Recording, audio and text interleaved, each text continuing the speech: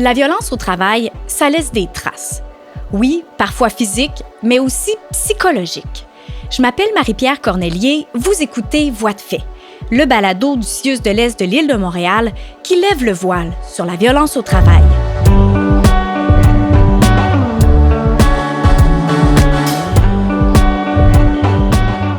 Dans cet épisode, on explore les répercussions de cette violence chez la victime, les témoins et dans son milieu de travail. Pour en jaser, j'ai avec moi Annick Léveillé. Bonjour Annick. Bonjour. Tu vas bien?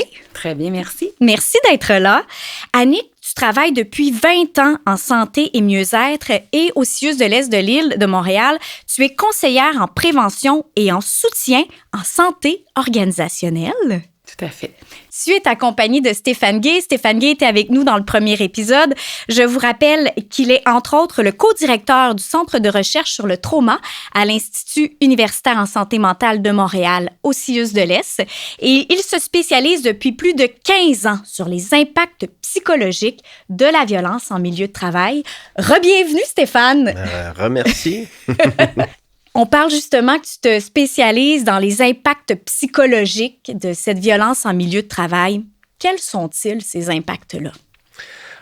Ils sont évidemment nombreux. Alors, c'est certain que quelqu'un qui est victime d'un acte de violence, va vivre un état de choc en partant, souvent, qui peut être de plus ou moins longue durée. Et par la suite, c'est là qu'il faut voir. Alors, il y a un certain pourcentage de gens, peut-être 10 à 20, peut aller jusqu'à 30%, dépendant de la gravité de l'événement, évidemment, qui vont développer des problèmes d'adaptation, de stress post-traumatique, puis éventuellement peut-être d'autres choses, d'autres problèmes comme des troubles anxieux, mais assurément qu'il peut aussi y avoir, s'il y a répétition de ces actes-là dans le temps, je dirais des conséquences moins visibles vis-à-vis de peut-être la motivation de la personne à continuer son travail ou le sens que le travail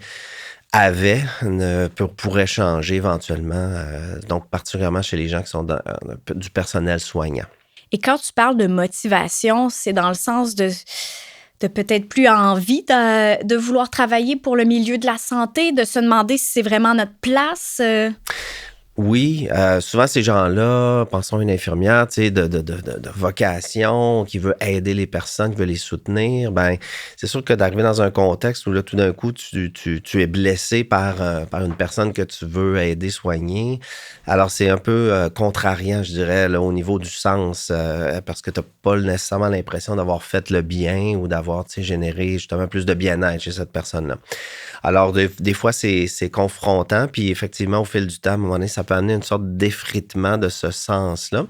Puis ce qu'on a vu à travers différentes études qu'on a faites qualitatives, par exemple, où les gens nous parlaient justement de l'effet, disons, cumulatif des événements, c'est que, entre autres, ils pouvaient peut-être développer une sorte de peur, alors qu'ils avaient tendance à généraliser, donc à l'ensemble des patients, puis surtout aussi, donc, cette question de sens, où est-ce que là, le matin, avant d'aller travailler, ils pouvaient se demander, pourquoi?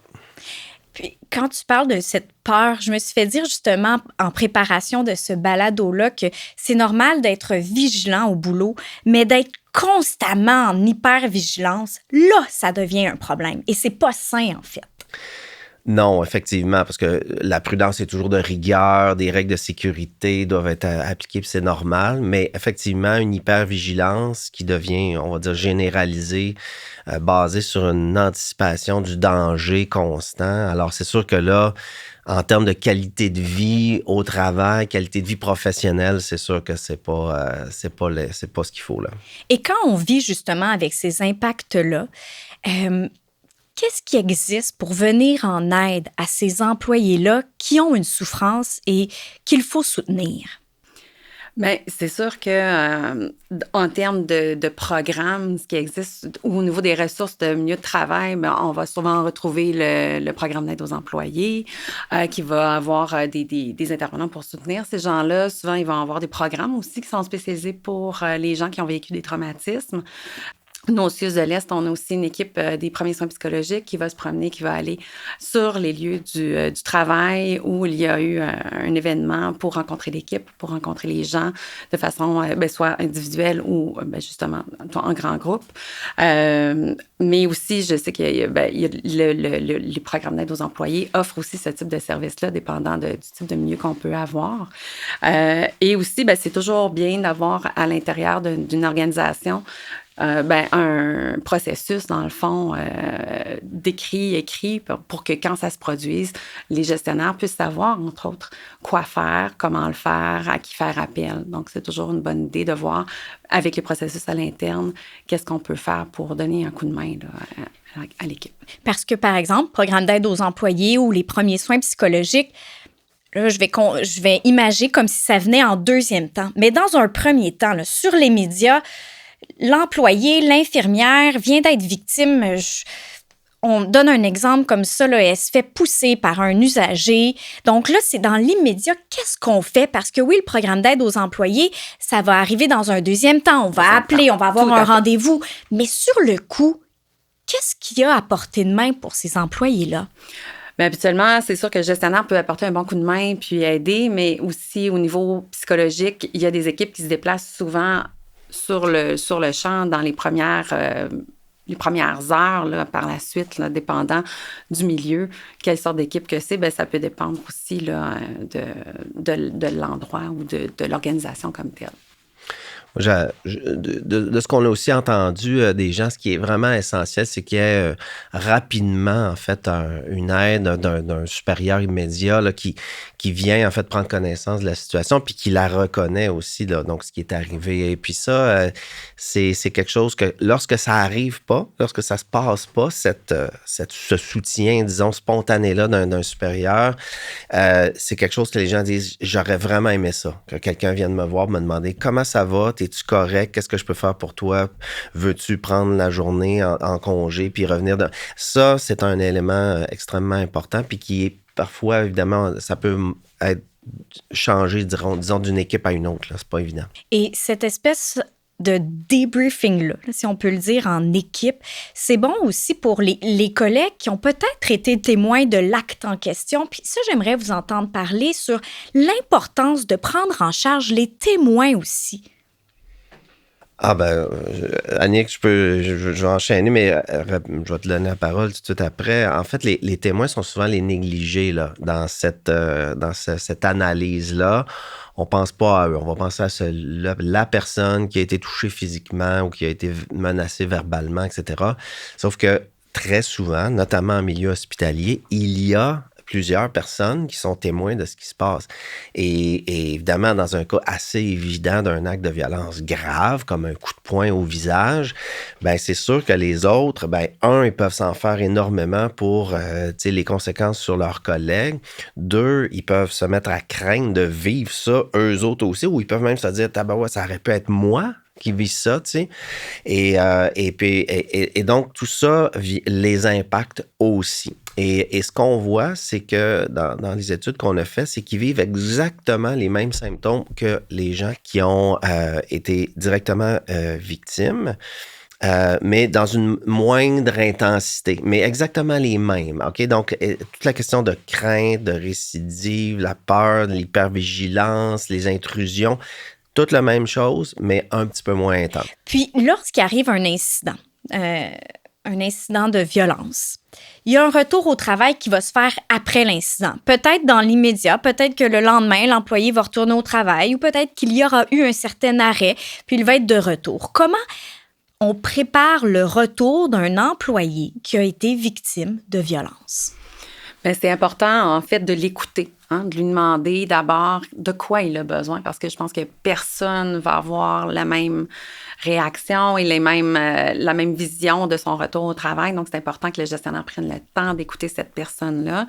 Puis de voir peut-être qu'il y aurait des mesures qui pourraient être intéressantes à discuter avec elle, puis de voir qu'est-ce qu'on pourrait mettre en place. Est-ce que c'est une exposition graduelle? Est-ce que c'est d'avoir du compagnonnage avec un collègue? Est-ce que c'est d'avoir une pause après certains moments difficiles ou après certains moments, est-ce qu'on peut prendre une petite pause?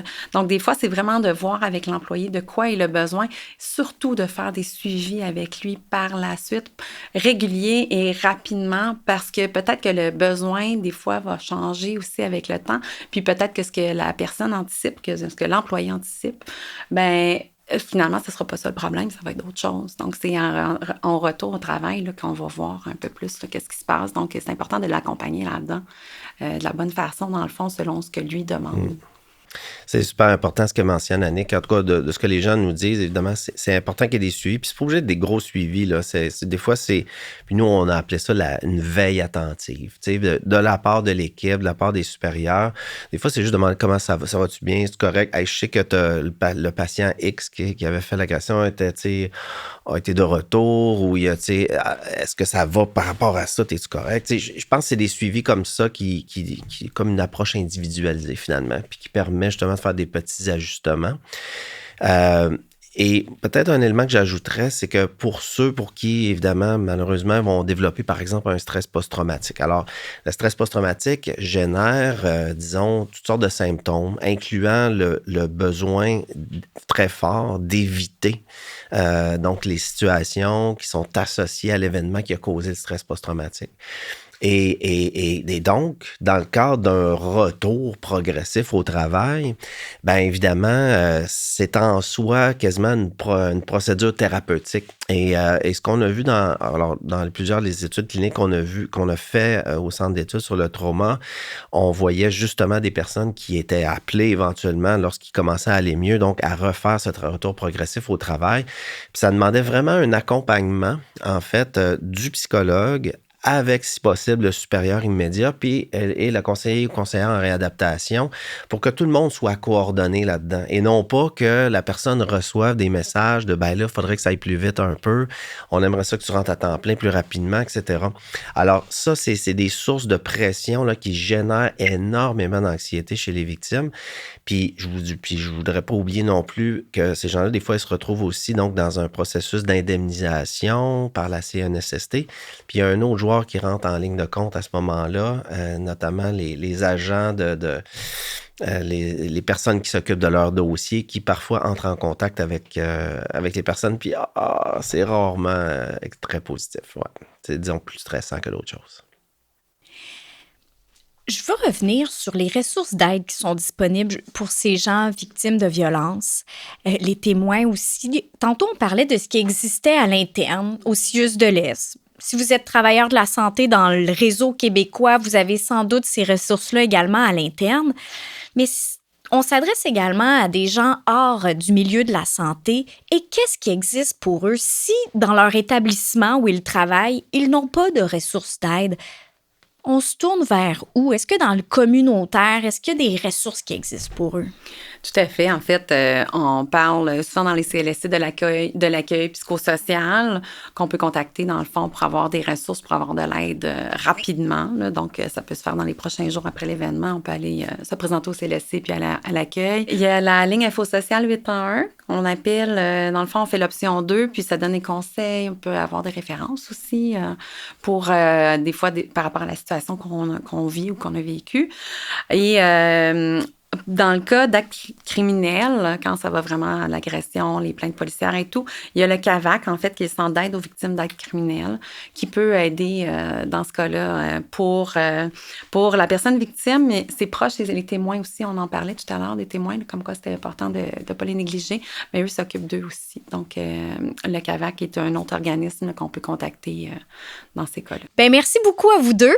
Annick Léveillé, tu es conseillère en prévention et en soutien en santé organisationnelle au CIUS de l'Est.